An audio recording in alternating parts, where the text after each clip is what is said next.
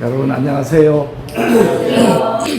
예, 이소자입니다. 광주에 역에 송정역에 내려가지고요.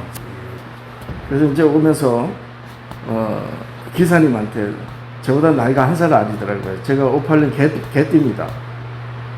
그래서 64시라 그래요. 그래서 이제 어떤 분이냐고 어떤 일 하시냐고 이렇게 물었더니 인생 서토리가 말이에요. 저는 한 5분 정도 말을 하면 자 듣고 제가 5분 들었으니까 5분 얘기할게요 그러려고 그랬거든요. 근데 한 20분이 쫙 얘기되는데 얼마나 감동이 되는지 말이에요. 그 부인 그 체육 교사인데 지금 은퇴 부인이 교회 다니면서 교회 건축하는 그 목사 잘못 만나가지고 결국 재산 다 뜯어먹고 그 부인하고 이혼하고 그런데 그 부인의 입장을 다 고려를 해줘서 그리고 나중에 이제 말년에 돼서 부인이 췌장암이 걸렸다는 얘기 듣고 가서 마지막 여행도 열흘 가까이 같이 여행해주고 그리고 독일에까지 가가지고 수술해서 병 고쳐주려고 그 얘기를 들으니까 참 감동이 되더라고요. 우리 집사님들도 감동 받았어요. 그제 다 듣고 나서 제가 잘 들었는데 제가 좀 이야기 좀 하겠습니다 했더니까 그러라는 거예요. 근데 하필이면 이분이 그 목사, 이 사기꾼 목사 만나가지고 이제 그래 된 거예요. 그래서 제가 목사입니다. 그렇게 신문을 밝히면서 여러분 목사한테 사기 당해가지고 가정이 파탄되고 그렇게 됐는데 그래서 딸 둘은 엄마하고 같이 살고 캐나다로 갔고 그러니까 이제 부인이 죽고 아들은 아빠하고 같이 살겠다 해가지고 3남매인데 아들하고 누이하고 오가는 정도 없고 이런 지경까지 됐어요. 여러분 이런 분들한테 어떻게 하나님의 말씀을 전하죠? 목사한테 사기 당해가지고 가정이 파탄됐는데 이런 분한테 어떻게 하나님을 믿으라고 우리 예수님을 믿으라고 말할 수 있겠어요? 전 얘기 들으면서 아이고야 이거 제가 얘기 잘못 꺼냈구나. 이제 인생 학문이 돼서 이제 당신들의 삶을 마감하고 자기의 죽음을 의식하는 분들한테 어떤 말씀으로 성경을 말할 수 있는가? 하나님이 어떤 분인지 좀 말해주려고 하는 거예요. 그래서 제가 준비한 게 있어가지고 아까 오면서 우리 그리스도교가 믿는 하나님은 다른 종교나 무신론자들이 생각하는 신하고 다릅니다. 어떻게 다르냐? 다른 종교들은 사람의 관념에서 나오는 거예요. 사람의 생각 속에서 나오는 거예요. 뭐 한 500년, 1000년 묵은 나무로 보면 거기에 어떤 신령한 기운이 있으니까 여기 뭐 있을 것 같다 하고 뭔가를 그다 신성을 부여해가지고 사람이 부여하는 거야. 그러고 그다 절을 하는 거예요. 다 부처든 뭐든 다시 이 종교가 다 그래요. 그런데 하나님은 자기가 계시를 하신 분이잖아요. 그래서 아까 오면서 제가 나름대로 드리고 싶은 말씀을 쭉 드렸는데 오늘 내용에 제가 말씀드리는 분하고 좀 연관이 되기 때문에 이 말씀을 드린 겁니다. 자, 이렇게 제가 말씀을 이제 서두를 이 질문을 할 테니까 생각 한번 해보세요. 우리 교회뿐만 아니고 자고로 십자가를 걸고 있는 모든 교회들은 예수 믿고 구원받으라고 그래요. 그죠? 예수님을 믿으라고 하는 거예요. 근데 이상하게 하나님을 믿으라는 말은 잘 안 해요. 그런데 한다 해도 그 하나님이 어떤 분인지 말을 안 한다는 거예요. 여러분 하나님이 어떤 분인지 어떻게 말할 수 있겠어요? 사람들이 상상 속에서 관념 속에서 만들어낸 우상 그 신하고 그 헛것이잖아요. 그 헛것인 신을 우리나라 국민들의 절반이 훨씬 넘게 무신론자도 신을 나름대로 인정을 하고 있는 사람들, 이런 사람들한테 유일하게 하나님의 지식을 가지고 있는 이 교회가, 우리 교회는 뭐 진리를 붙들고 있지만 모든 교회들, 가톨릭까지 이상하게 그 하나님이 어떤 분인지 말을 안 한다는 거예요. 그렇지 않습니까? 내가 믿는 하나님이 성경이 증거하는 그 하나님이냐, 내가 믿는 예수를 성경이 증거하는 말씀으로 내가 깨닫고 믿느냐, 이게 대단히 중요한 겁니다. 오늘 이제 제가 말씀을 정한 거는요, 하나님을 아는 지식이 무엇이냐, 하나님을 아는 지식이 뭐냐, 그리고 죄는 누구에 대한 것인가, 네, 이렇게 정해봤습니다. 자, 창세기 2장 16절, 17절. 여호와 하나님이 그 사람에게 명하여 이르시되 동산 각종 나무의 열매는 네가 임의로, 자유의지라는 말이 이제 여기서 나오는 거예요. 임의로, 자유로 먹되 선악을 알게 하는 나무, 선악의 지식의 나무입니다. 그 열매는 먹지 말라. 네가 먹는 날에는 반드시 죽으리라 하셨습니다. 여기 명하여 나오죠. 그 사람에게 명하여. 히브리어는 이제 차와라 하는데, 명하다 할 때는 차와예요. 근데 이 명한 것이 법적인 효력을 가지면 그게 계명이에요. 그럼 계명은 차와에서 발생돼 가지고 미치와 이렇게 말하는 거예요. 그러니까 지금 하나님이 아담에게 선악을 알게 한 나무 열매를 먹지 말라, 먹는 날엔 정령 죽는다는 이 말씀은 명령이면서 동시에 계명이란 말이에요. 그러니까 아담 하와가 뱀의 꾀임으로 선악을 알게 한 나무 열매를 먹음으로 죄가 됐죠. 근데 알고 보면 그거보다가 하나님의 명령을 거부한 거예요. 명령 불복종 된 겁니다. 그러니까 단순히 뱀에게 꿰가지고 선악을 먹음으로 말씀을 범해서 죄가 됐다, 이런 정도가 아니고 창조주 하나님의 명령과 법적인 효력이 있는 그 말씀을 아담과 하와가 거역한 겁니다. 그래서 죄가 되는 거예요. 자, 그리고 이제 누가복음에는 20장 38절 예수님이 하나님은 죽은 자의 하나님이 아니요 산 자의 하나님이시니라. 하나님에게는 모든 사람이 살아있느니라 말씀하셨어요. 자, 그러면 아담과 하와가 선악을 알게 한 나무 열매를 먹었습니다. 그러면 하나님은 죽은 자의 하나님이 아니니까 선악을 알게 하는 나무 열매를 먹은 아담 부부에게 하나님입니까? 아닙니까? 하나님이죠. 그런 거예요. 아담 부부가 죄가 됐지만 여전히 하나님이에요. 왜냐하면 아직 아담 부부가 안 죽었어요. 그리고 하나님은 산자의 하나님이시기 때문에 반드시 하나님께서 아담을 살리셔야 되는 하나님이신 거예요. 그래서 아담을 찾으시고 살리시는 겁니다. 우리가 믿는 신은 그 신이에요. 그러니까 일반 종교들은 이렇게 설명이 안 되는 신이란 말이에요. 하나님은 어떤 분이다? 산자의 하나님이에요. 그렇기 때문에 하나님과 언약을 하고 아담이 언약했잖아요. 그 아담이 죄가 됐지만 하나님은 살리셔야 돼요. 산자의 하나님이기 때문에. 그럼 아담의 후손들에게는요, 마찬가지예요. 어떻게 살리셨어요? 아담에게는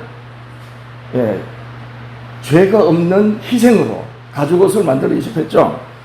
그리고 그 후손들에게는 죄가 없으신 예수 그리스도를 희생하셔서 구원하시는 거예요. 그러니까 하나님은 산자의 하나님이신 거예요. 왜 그래요? 하나님은 영원한 생명이시기 때문에. 이 부분을 잘 설명을 하면 이 지구상에 있는 모든 종교들과 무신론자들, 철학자들이 말하는 사상의 모든 말들하고 다른 거예요. 기독교 하나님은 이 부분이 다른 겁니다.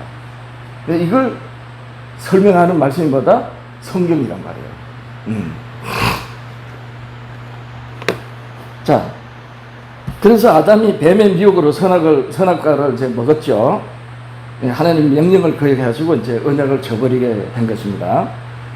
자, 그럼 여기서 우리가 생각해 봐야 될 것이 뭐냐면, 하나님이 아담하고 언약을 하시는데, 아담이 선악을 알게 하는 나무 열매를 먹을 걸 알았을까요? 몰랐을까요? 당연히 알았죠. 왜냐하면 전지전능하시니까. 자, 그러면 보세요. 하나님이 아담이 존재하지 않을 때, 아직 흙이 티끌이란 말이에요. 흙으로 아담이 존재하지 않을 때 하나님이 우리가 사람을 만들자 하시고 흙으로 뭉쳐서 사람의 형상으로 만들고 그다가 코에 생기를 불어넣어서 사는 영, 하나님으로 사는 아담이 됐잖아요. 자, 그러면 아담을 흙으로 아담을 빚어지기 전에, 아담이 형체도 갖춰지기 전에 우리의 모양과 형상으로 사람을 만들고 하고 이제 삼위일체 하나님이 야, 이거 만들면 틀림없이 선악을 알게 한 나무 열매를 먹지 말라고 언약을 해도 그걸 먹을 텐데 라고 알았을까요? 몰랐을까요? 알았어요. 당연히 알았죠. 여러분, 이게 왜 중요한지 보세요. 아담은 형체조차 없고 아직 흙일 때 하나님이 아담을 지으셔서 하나님 형상과 모양으로 창조를 하시고 언약을 하면 그 아담이 하나님의 언약을 버릴 걸 다 알고 만드신 거예요. 아담이 범죄할 걸 알면서도 만드셨단 말이에요. 그래서 아담이 범죄를 했어요. 그럼 누구 책임이에요? 하나님 책임입니다. 하나님이 아담을 찾으신 이유가 여기 있는 거예요. 이게 왜 중요하냐면 아담을 비롯해서 아담과의 언약은 아담의 모든 자손들과의 언약인 거예요. 알고 보면. 그래서 아담에게 언약하신 그 언약으로 하나님이 아담이 범죄할 걸 알면서도 지어진 것은 그 아담의 자손들 또한 죄악 중에 태어나서 죽는 그런 영혼들로, 그런 존재로 태어난 걸 다 아셨죠? 아신 겁니다. 그러니까 이 아담에게는 희생의 가죽옷을 해 입히셔서 구원하시고 이 세상에는 예수 그리스도를 희생하셔서 구원하시는 거예요. 예, 그런 겁니다. 산자의 하나님이라는 의미입니다. 자, 여기서 이제 또 우리 하나 봅니다. 창세기 3장 6절. 이제 뱀이 아담 부부를 이제 미혹해서 넘어뜨립니다. 창세기 3장 6절에는 뱀의 미혹을 받고 하와가 선악과를 먹고 그 남편에게도 주매 먹었습니다. 그리고 이제 7절이에요. 그들이 눈이 밝아. 이 눈이 밝다는 마귀 말대로예요. 너 그거 먹으면 눈이 밝아서 하나님처럼 선악을 알까봐 먹지 말라 그랬다 그랬잖아요. 그래서 그들이 눈이 밝아 자기들의 몸이 벗은 줄 알고, 자, 하나님이 에덴동 7째 날에, 6째 날에 아담 부부를 창조하시고 7째 날에 하나님의 안식에 들어갔어요. 그죠? 그때 그들이 벗어서나 부끄럽지 않았다 그랬어요. 그죠? 죄가 없으니까. 근데 벗어서 수치를 느꼈다는 건 죄를 알았다는 거예요. 그래서 선악을 알게 하는 나무입니다. 열매고. 문제는 죄를 알면 그 죄를 이길 수 있어야 되는데 죄를 못 이기는 거예요. 그래서 못 이기다 보니까 어떻게 하느냐? 하나님 앞에 설 수는 없고 죄는 드러나고, 그러니까 자기 생각으로 부끄러움을 덮으려고 그런 거예요. 이게 무화과 나무 이파리로 치마를 해봤다는 것인데 이게 인본주의입니다. 그러니까 선악을 알게 한 나무 열매를 먹으면 이 눈이 밝아져가지고 선과 악을 알아요. 그래서 하나님이 에덴 동산에 아담 부부를 내보내실 때 이들이 우리 중 하나같이 선악을 아는 일에 우리 중 하나같이 되었다 그랬잖아요. 그러니까 선악을 알게 된 거예요. 문제는 이 악을 못 이기는 겁니다. 악을 이기지 못하는 거예요. 그래서 먹지 말라 그랬던 거예요. 자, 그런데 이제 악을 이겨보려고 이 자기들이 벗은 거, 벌거벗은 수치를 가려보려고 무화과 나무 이파리로 자기들이 최선을 다해가지고 부끄러움을 가려서 의가 돼 보려고 했던 거예요. 그런데도 날이 서늘할 때 이 아담 부부가 숨었죠. 예, 사람의 능력과 힘으로는 그분 앞에 못 선다는 뜻이에요. 자, 이렇게 숨었을 때 하나님이 찾으십니다. 창세기 3장 9절 여호와 하나님이 아담을 부르시며 그에게 이르시되 네가 어디 있느냐? 라고 물으셨어요. 그런데 아담이 뭐랍니까? 내가 동산에서 하나님의 소리를 듣고 내가 벗어섬으로 두려워하여 숨었나이다. 네, 이게 정직한 회개인 겁니다. 이것이. 자, 이후로 하나님이 신문을 하셔요. 내가 벗은 것을 누가 구했느냐? 하고 아담한테 물었을 때 아담이 뭐라고 했어요? 하나님이 내게 주셔서 함께 하게 하신 여자가 줌으로 먹었나이다. 이게 아담이 하나님이 들으시기에 받을 만한 대답을 했나요? 아니면은 어떻게 대답했나요? 그게 핑계댔지. 예? 핑계댔다. 예, 다 핑계댄 거예요. 누구한테 핑계댔냐? 여자한테 핑계댔지만은 하나님이 나와 함께 하셔서 하게 하신 하나님을 핑계댄 거예요. 이제 하와 보고 묻습니다. 네게는 누가 구했냐 하니까 하와가 뱀이 나를 꿰물어 먹었나이다. 자, 이번엔 뱀에게 핑계된 거죠. 여러분, 이게 굉장히 오해하는 겁니다. 지금 하나님이요, 아담을 불러내셔가지고 누가 내게 벗은 걸 구했느냐 이렇게 물은 것은 아담이 정직하게 대답을 하길 원했던 거예요. 그래서 아담은 거짓말 하나도 안 보태고 있는 그대로 정직하게 대답한 거예요. 그리고 하와도 있는 그대로 정직하게 대답을 한 겁니다. 그래서 마침내 하나님이 뱀을 심판할 수 있는 증거가 증인이 확보가 된 겁니다. 여러분 생각해보세요. 아담이 하나님, 제가 하나님의 그 사랑을 오해해가지고 제가 이 아내를 사랑해서 이 실수가 되지 않도록 했는데 아버지 내 탓입니다 하면 어떻게 돼요? 그게 맞는 것 같은데 뱀에게 책임을 물을 수가 없는 거예요. 하와가 그래요. 하나님, 제가 주께서 교회를 사랑하신 것 같이 그렇게 사랑하고 남편들을 아내를 사랑할 것 같이 그리 사랑하려 했는데 하나님, 제가 제 남편을 사랑하지 못하고 눈이 좀 삐어져가지고 제가 잘못했습니다 라고 하면 자기 죄가 돼요. 자기 책임돼요. 뱀에게 책임을 물을 수가 없는 겁니다. 여러분, 이 아담 하와를 하나님이 신문하신 거는요, 뱀에게 책임을 물으라고 물으셨던 거예요. 그런 겁니다. 핑계가 아니라니까요. 그래서 마침내 에베소서에서 사도 바울이 영원 전부터 하나님 속에 감추었던 비밀의 경륜을 때가 찬 예수 그리스도로 말미암아 모든 것을 통일하게 하시는 그 경륜이 창세기 3장 15절로 딱 나타나는 거예요. 뱀 너로 여자와 원수가 되게 하고 여자는 너와 원수가 되게 하고 너의 후손도 여자의 후손과 원수가 되고, 이렇게 해서 창세기 3장 15절에 이루어지는 역사가 창세기 4장부터 요한계시록까지인 거예요. 그렇게 된 겁니다. 그러니까 우리가 성경을 읽을 때 또 그동안 익숙하게 이런 거야 라고 당연하게 여겼던 것을 뒤집어 봐서 생각해야 됩니다. 여러분, 아담과 하와는 정직하게 자기의 죄를 그대로 구했고 마침내 마귀를 심판하는 하나님의 심판의 증인이 된 것입니다.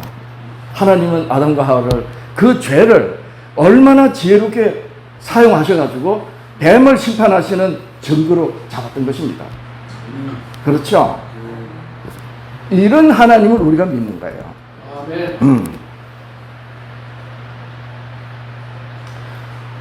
자, 이렇게 해가지고 이제 아담과 하와를 위해서 가죽옷을 이제 입혀서 이제 내보냅니다. 예, 하나님이 이 진술을 다 받고 지금 내보시는 거예요. 예, 아담과 하와의 정직한, 이건 아담과 하와의 회개입니다. 제가 벗었으므로 두려워하여 숨었나이다. 누가 내가 벗은 걸 말했느냐? 이렇게 물으셔가지고 마침내 지가 하늘에서 미가엘과 대적해서, 하나님, 왜 미가엘만 하나님께 영광이 된다고 생각하십니까? 하나님이 나를 창조하실 때 완전하게 창조하셨지 않습니까? 하나님의 최고의 창조 작품인 제가 하나님께 미가엘 못지않게 영광을 돌리겠습니다. 이게 하늘에서 전쟁이었던 거예요. 알고 보면. 그러니까 하나님은 그것만 가지고 이 사탄을 심판하실 수가 없던 겁니다. 알고 보면. 왜냐하면 하나님이 이 사탄이 하늘의 루시엘이 우리 주님 모든 것을 아들로 영광을 받으시고 아버지의 영광을 아들로 나타내시기를 원하시는 그 일에 이 루시벨이 질투를 해가지고 왜 나는 안 됩니까? 여러분 가인의 제사를 하나님 안 받으신 게 그런 건데요. 가인은 최선을 다해서 자기가 제사를 드린 거예요. 그러니까 하늘에서 전쟁만 가지고는 하나님이 뱀을 심판하실 증거가 없는 겁니다.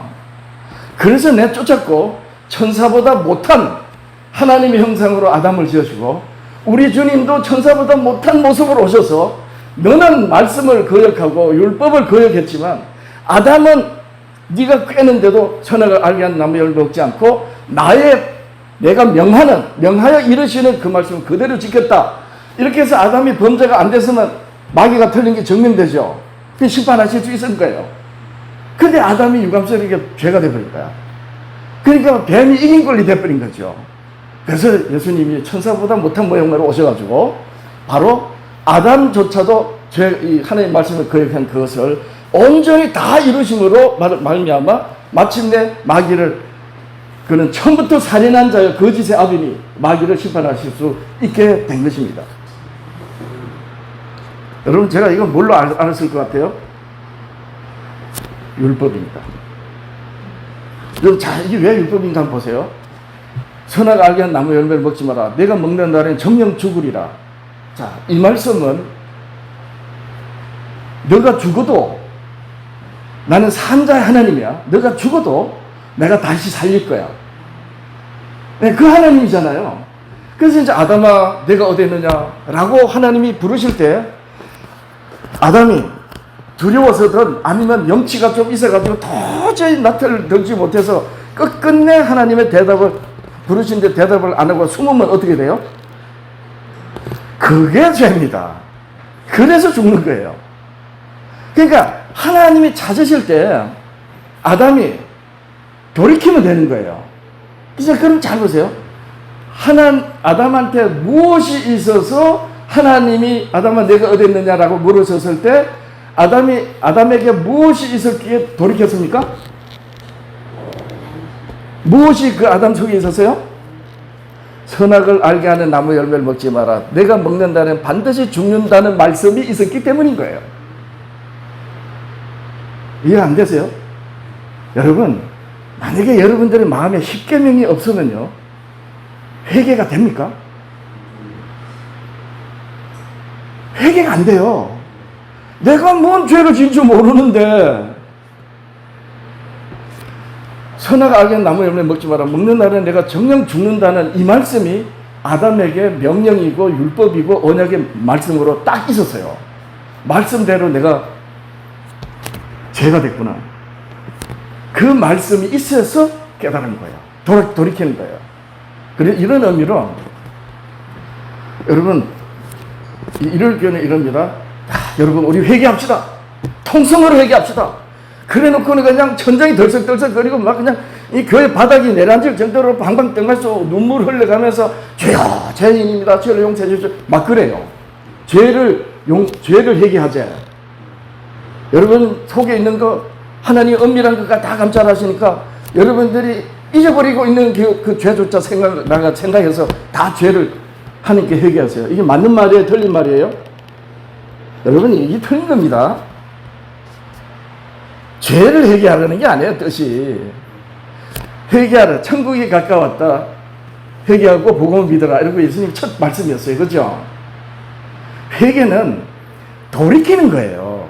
죄를 회개하는 게 아니고 죄를 회개하는 거예요. 물론. 근데 죄를 회개하고 아버지께로 돌이키는 거예요. 죄를 뉘우치고 돌이키지 못하면 어떻게 돼요? 아이고 나는 죽을 놈이 하고 목매달아 죽어요. 가룟 유다처럼. 여러분 돌아온 탕자 비유는요, 이 탕자가 집에 나가가지고 내 아버지 집에 돌아가야 되겠다. 내 아버지 집에 종들도 배불린데 난 여기서 돼지 열매를 먹고 난 죽겠구나. 라고 집에 돌아왔어요. 아버지 품에서 회개하는 겁니다. 그러니까 회개는 원래 뜻이 뭐냐? 돌이키는 거야. 자, 이거는 이거 잘 보세요. 어디로 돌이켜야 되는지를 말 안 해주고 회개하려면 돼요, 안 돼요? 어디로 돌이켜야 되는지 말 안 해주고 회개하라 이러면 여러분, 여러분 다 죄인입니다. 여러분 다 죽일 놈들이야. 그러니까 죄 필요. 이게 정죄입니다, 정죄. 알고 보면. 그러니까 회개는 뭐냐면 먼저 천국이 가까이 왔느니라. 그 어디로 돌이키라는 거예요?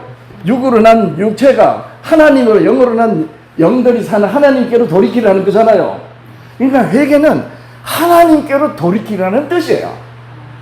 그렇기 때문에 죄를 회개합시다 이렇게 되면 먼저 죄를 회개하고 하자고 하는 그 사람이 청중들 보고 전부 너희들을 죽일 놈이야 라고 먼저 정죄가 돼버린 거예요. 그래서 신약성경에 회개와 관련된 거 찾아보면 57번인가 8번 나오는데 죄를 회개하라는 말은 없어요. 다 뭐가 있어요? 죄를 회개하되 아버지께로 하나님의 나라로 어디로 돌이켜야 되는지를 말하고 있는 게 회개의 본래 뜻이에요. 자, 그러니까 결국에 하나님은 어떤 분이다? 산자의 하나님이에요. 그래서 영생하시는 분이기 때문에 먹는 날에는 정령 죽으리라고 하는 죽게 된 영혼이 하나님께로 돌이킬 수 있는 거예요. 이게 회개란 말입니다. 우리가 믿는 하나님은 그런 하나님인 거예요. 예.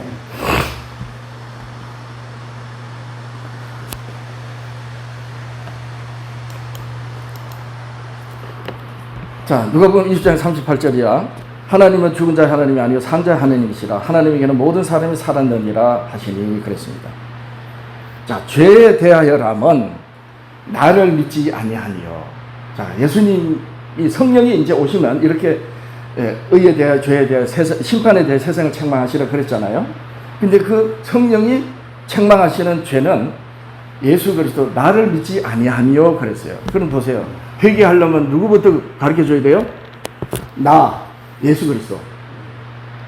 죄를 깨닫게 해서 돌이키려면 죄에 대하여라면 나를 믿지 아니하며, 그러니까 예수 그리스도를 가르쳐 주고 죄에서 돌이키도록 해야 되죠. 예, 그러니까 교회들이 예수만 말하고 예수 믿고 구원받으라고만 말하면서 정작 그분이 어떤 분인지, 그분은 하나님이 나타나신 분이에요. 알고 보면 아들이시지만 빌리바, 내가 너희와 이렇게 오래 있는데 날 모르냐? 날 본 자는 아버지를 봤다. 그러니까 하나님을 어떻게 아느냐? 바로 예수 그리스도를 잘 알면 되는 거예요. 네. 여러분, 저는 여러분들한테 이렇게 말씀을 드리면서도 혹시 금방지게 제가 말하는 거 아닐까 이런 조금 조심스러움이 있어요. 왜냐? 저는 여러분들하고 외인이었다가 이 진리를 깨달은 사람이기 때문에 아직도 부족한 게 많습니다. 근데 왜 이렇게 얘기하느냐? 제가 일요일 교인들을 만나고 일요일 교회 목사들을 만나면 당신들이 믿는 하나님하고 당신들이 믿는 예수가 왜 성경하고 안 맞는지 그 얘기를 지금 제가 하고 훈련하고 연습하는 거예요. 여러분, 장로교, 감리교 아무리 정통이라 해도 그 교회가 믿는 예수는 다른 예수입니다. 우리가 전하지 않는 다른 예수, 다른 복음, 다른 영을 잘 용납하는도다. 고린도 교회 사도 바울이 편지를 했어요. 성경엔 분명히 다른 예수가 있고 적그리스도가 있고 거짓 그리스도가 있다고 말씀하시는 거예요. 예수님이 직접 말씀하셨고 그 정인의 사도들이 말씀을 전했어요. 그러면 교회들이 마땅히 진리의 그리스도와 거짓 그리스도, 적그리스도를 분별할 수 있어야 되지 않습니까? 이걸 주목하지 않으면서 마치 자기들의 교회에 생명이 있고 진리가 있고 참인 줄로 그렇게 다 말하는 거예요. 그게 뭐예요? 거짓말이에요. 그게 거짓말이에요. 본인들도 알지 못하면서 거짓말하는 거예요. 얼마나 딱합니까? 예, 이제 빌립이 말했네요. 나를 본 자는 아버지를 봤다. 그러니까 우리가 예수 그리스도를 믿는 것은 곧 아버지 하나님을 믿는 것인데 그 하나님이 어떤 분인지를 예수 그리스도로 잘 알아야 되는 거예요. 예. 자, 예수님이 이런 말씀하셨어요. 아주 이상한 말씀입니다. 자, 그 하나님을 어떻게 아느냐는 거예요. 그 하나님을 요한복음 12장 47절 이하 사람이 내 말을 듣고 지키지 아니할지라도 내가 그를 심판하지 아니한다. 사람들이 예수님의 말씀을 듣고도 안 지켜도 들으면서도 안 지켜도 심판하지 않으신대요. 내가 온 것은 세상을 심판하려 함이 아니요 세상을 구원함이로라. 그래서 그리스도이시고 중보자이신 거예요. 사람을 위해서 중보하시는 중보자가 너 내 말 안 들어서 내가 너 심판할까요? 이게 안 되는 거죠. 그래서 예수님은 당신 말을 듣고도 안 지키는 사람을 심판하지 않으신다는 거예요. 근데 그러면 누가 심판하느냐? 48절 나를 저버리고 내 말을 받지 아니하는 자를 심판할 이가 있으니 곧 내가 한 그 말이 마지막 날에 그를 심판합니다. 그러니까 자기 말을 듣고 안 지켜도 심판하지 않는데 자기가 한 그 말이 심판한대요. 이상하지 않아요. 예. 그러면서 49절 내가 내 자의로 말하는 것이 아니에요. 그러니까 예수님은 자기 말씀을 안 하신 거예요. 아버지의 이르는 말씀하신 거예요. 아담이 이걸 못했던 겁니다. 내가 내게 명하여 아담에게 명하여 이르시되 선악과 악의 한 나무를 먹지 마라 이렇게 했는데 아담은 하나님이 명하여 이르신 그 말씀을 못 지켜버린 거야. 근데 예수님은요 자기 말을 읽지 않았어요. 내가 이르는 말은 나를 49절 내가 자유로 말할 것이 아니라 나를 보내신 아버지께서 나의 말을 듣고 이럴 것을 친히 명령하여 주셨다. 계명으로 받은 겁니다. 예수님이 나는 그의 명령과 영생인 줄 아노라. 그러므로 나 이르는 것은 내 아버지께서 내게 말씀하신 그대로 이르노라. 따라서 하나님이 심판하시고 그리스도는 중보자 되시고 그리고 죄는 그리스도께 아까 그랬죠. 죄에 대하여라 하면 나를 믿지 않는 것이요. 그러니까 죄는 예수님을 믿지 않는 거예요. 그런데 죄는 하나님에 대한 것입니다. 왜냐하면 예수님이 이르는 말씀이 아버지께서 이르신 그 말씀 그대로 했기 때문에. 그래서 죄는 누구에 대한 것인가? 아버지께 대한 거예요. 그래서 예수님 죄에 대하면 나를 믿지 아니하며라는 것은 예수님을 안 믿으니까 예수님 말씀 안 들으니까 죄다 이렇게 되어버린 것 같은데 아니에요. 죄에 대하면 나를 믿지 아니함이라. 그것은 하나님 아버지께서 죄를 깨닫게 해주시는 말씀이 뭐예요? 율법이에요. 그리고 그 율법은 갈라디아서 가서 보면 몽학 선생이 돼서 예수 그리스도로 인도하는 말씀이에요. 그러니까 하나님의 율법은 죄가 뭔지를 일깨워주고 그냥 율법이 있어야지 깨달아요. 그러니까 아담에게 선악과 악의 나무를 먹지 말라는 말씀이 없었으면 아담이 돌이킬 수가 없는 겁니다. 그러니까 율법이 없는 자는 회개가 안 되는 거예요. 율법이 없는 교회는 교회가 아닌 거예요. 그렇게 되는 겁니다. 죄를 깨닫지 못하는데 왜 율법이 없어서 그럼 죄를 회개하는 그 회개가 뭐예요? 다 거짓말이지. 사람들이 말하는 그런 관념적인 죄는 죄가 아니에요. 죄는 하나님으로 살지 못하는 게 죄입니다. 죽는 거.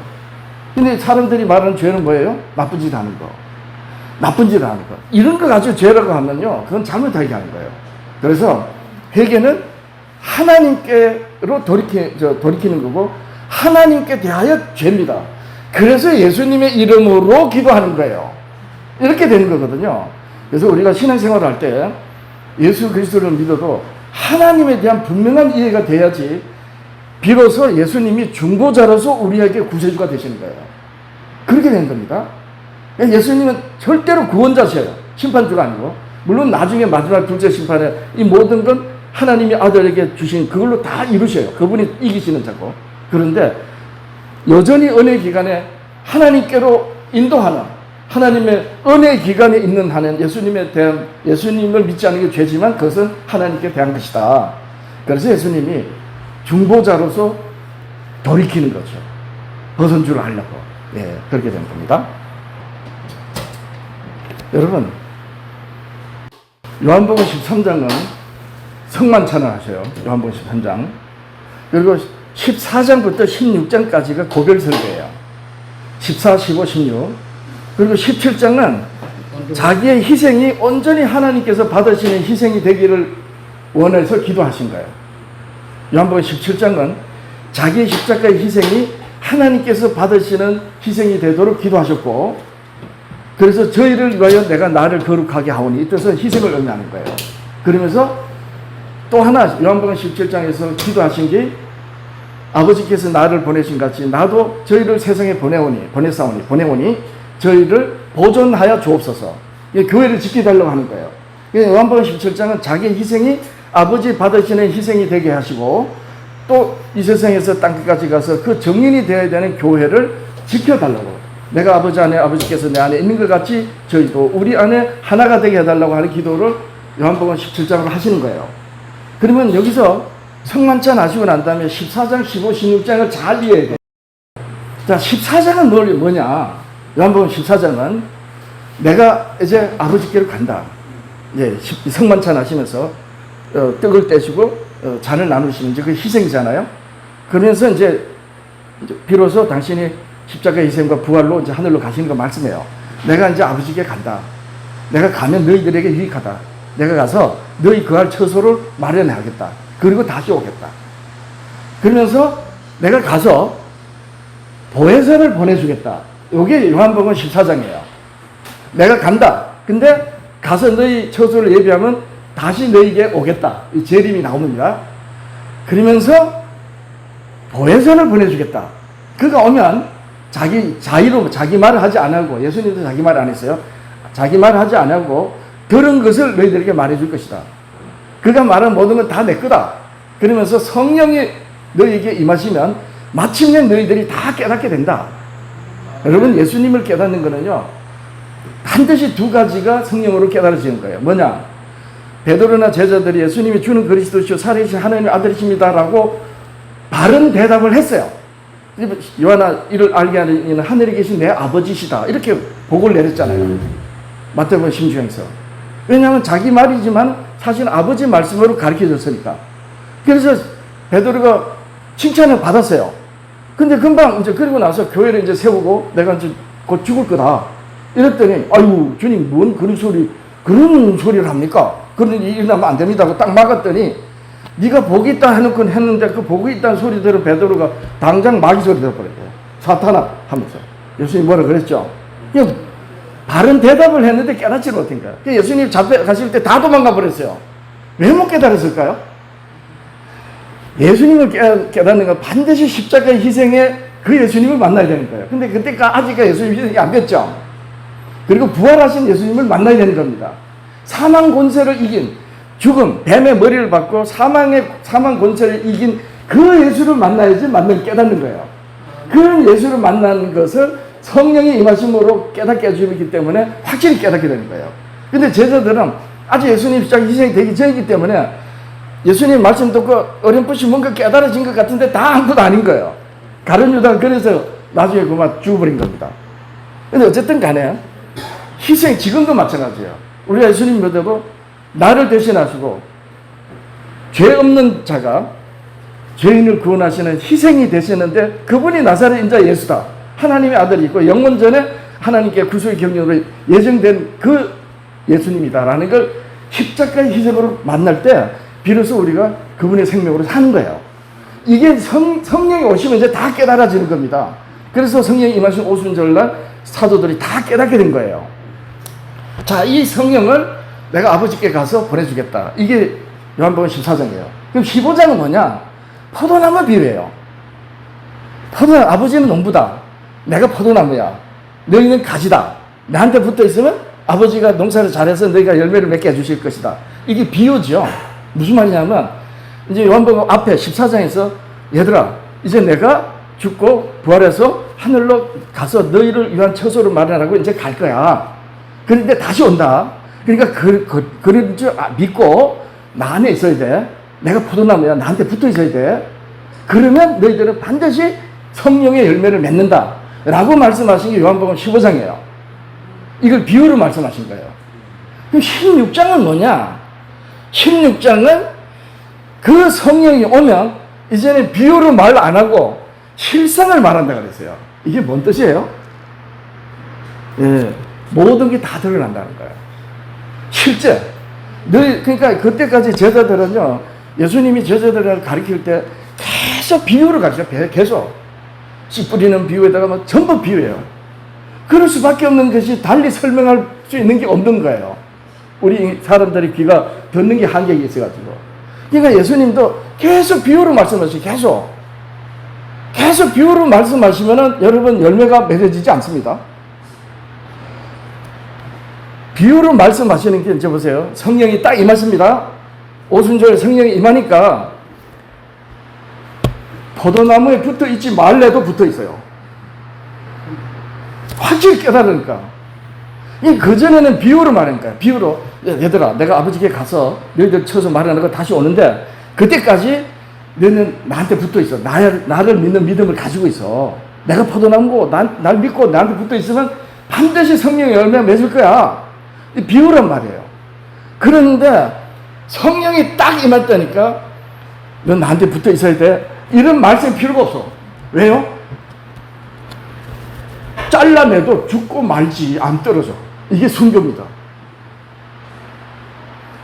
이게 실제란 말이에요.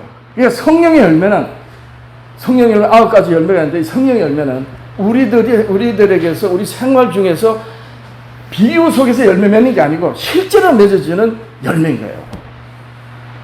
그래서 성령이 우리로 이끌어 가시고, 우리는 훤히 아버지께서 아들을 정언하신 구약시대 복음으로, 선지자들로 아들을 정언하신 그 말씀을 예수님이 아버지의 말씀으로 풀어서 자기를 가르쳐주고 여러 온갖 비유로 그랬는데, 성령이 딱 오시면 깨달아지는 게 이게 실제가 돼가지고 칼을 목에 들어대도, 그 전에 예수님이 어떻게 그랬어요? 내가 포도나무니까 너 나한테 붙어 있어야 돼.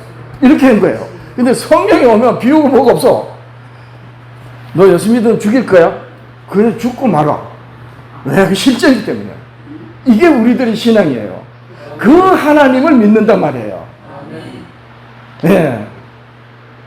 그래서 요한복음 성령 만찬 하시고 14, 15, 16장을 이렇게 연결해가지고 그 다음에 17장에서는 그 교회를 위해서 아버지께 영광을 아들로 돌리는 그 정인들이 땅끝까지 가서 그리스도께서 다시 오실 때까지 보존될 수 있도록 아버지여 진리로 이들을 거룩하게 하옵소서. 내가 저희를 위하여 거룩하게 하오니. 뭐 뜻이에요? 거룩은 이제 분리된다는 거예요. 육체로 있던 예수님이 죽는다는 거예요.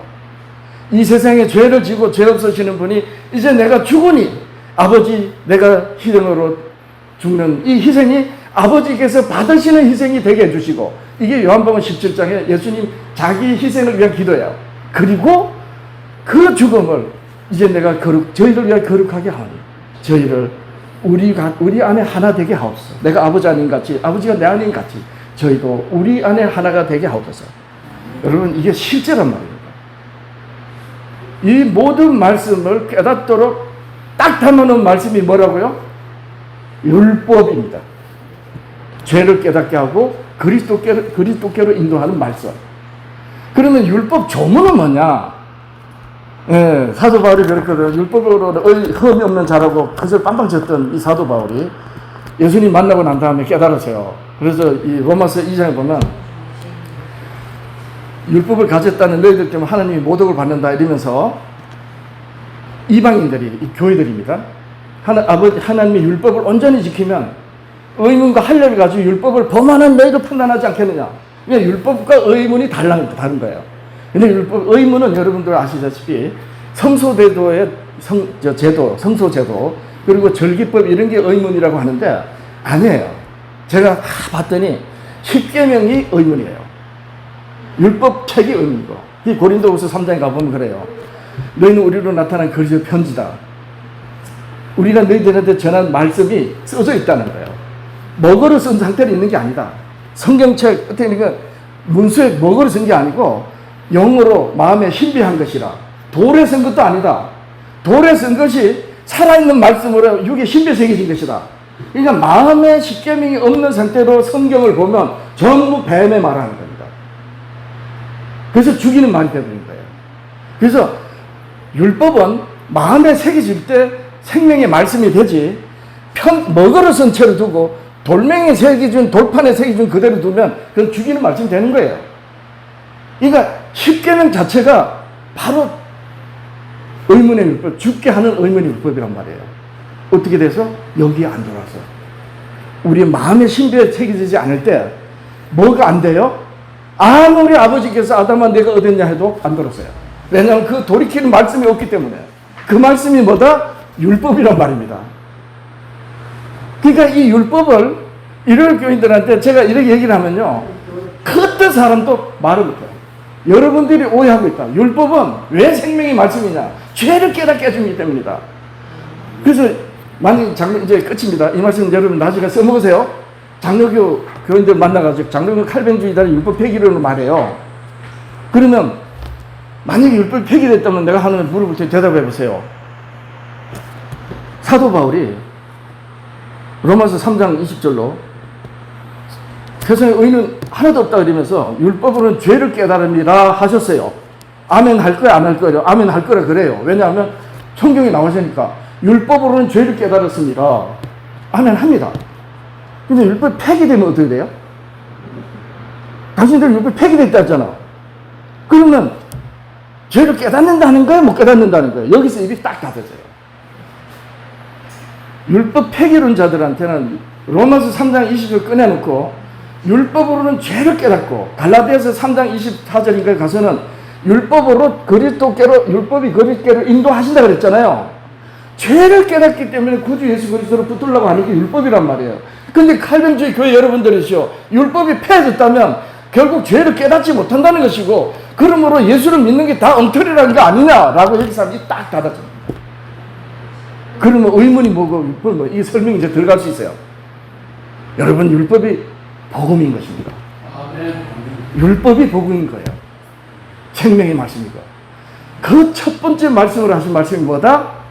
우리들의 조상이요, 장로교나 감리교에서 말한 대로 원죄라고 말하는 그 장본인. 원죄는 무슨 원죄입니까? 어쨌든 아담이 창조되기 전에 이미 죄가 돼서 죄인이 될 걸 다 아시면서도 흙으로 빚어가 만드셨어요. 왜 만드셨겠어요? 그 말씀을 마음에 새겨주셔가지고 그 말씀 붙들고 내가 찾으면 제가 벗었으므로 두려워하여 숨었나이다 라고 대답하길 바랬던 거예요. 그리고 누가 내게 벗었다는 걸 구했냐 이랬더니 결국 뱀을 심판하시는 정은자로 아담 하와를 딱 세우신 거예요. 그래서 뱀을 심판하게 된 것입니다. 이게 뭐라고요? 율법이란 말입니다. 장로교 목사가 이걸 깨닫고 난 다음에 정말 복음이 뭔지 알게 된 거예요. 이제 종로에 나가서 이걸 외칠 거예요. 당신들이 기독교인 여러분 있습니까? 대단히 미안하고 민망스러운데 여러분들이 말하는 예수는 그리스도가 아닙니다. 물론 처음부터 얘기하면 빤 맞겠죠. 예, 그러면서 기억하시면 이 말씀을 왜 여러분들이 말하는 예수가 그리스도가 아닌지, 성경 분명히 저 그리스도가 있다 그랬잖아요. 거짓 선생들이 있다 그랬고, 누가 거짓 그리스도를 말하는 선생인지 알아야 될 거 아니냐 이거예요. 왜 여러분들은 자신의 영혼을 사람의 말에다가 맡겨놓고 있습니까? 이건 지금 말할 수 있는 거예요. 예. 십계명 회복 성결교회입니다. 예. 제가 저렇게 하는구나 이런 어떤 활동하는 소식이 여러분들한테 꼭 들려질 수 있도록 하겠습니다. 예. 감사합니다. 기도하겠습니다. 하나님 아버지 감사드립니다. 이 허물 많고 어리석고 부족한 사람이 주께서 사랑하시는 이들로 말미암아 생명의 말씀을 듣게 됐고 마침내 깨닫고 제 입으로 말할 수 있게 되었습니다. 오 아버지 하나님이여, 아무리 찾아봐도 우리 제7당시 예수재림 교회, 온 교회들부터 손가락질 받았던 우리 교회가 진리가 여기 있습니다. 아버지 하나님, 마지막 남은 시대 자손들의 교회라는 걸 깨닫고 큰 은혜 가운데서 주님이 사랑하시는 이들 앞에 제 신앙 간증을 하고 앞으로 어떻게 할 것인지를 말하겠습니다.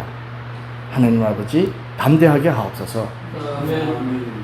예, 하나님이 찾으실 때 언제든지 대답할 수 있게 하시고 아버지 마음에 새겨주신 그 말씀으로 언제나 포도나무이신 우리 주님께 붙들려서 맺어지는 성령의 열매로 하나님께 영광 돌리고 아버지 하나님의 생명들이 우리 이웃들, 가족과 이웃들에게 아버지여 나타날 수 있게 하옵소서. 이 귀한 모임에 복을 주시고 섬기는 손길 위에 주님 사랑하신 은혜로 함께 말미암아 우리 교회 전체의 모범이 되는 그런 모임이 될 수 있게 하옵소서. 예수님의 이름으로 기도합니다. 아멘.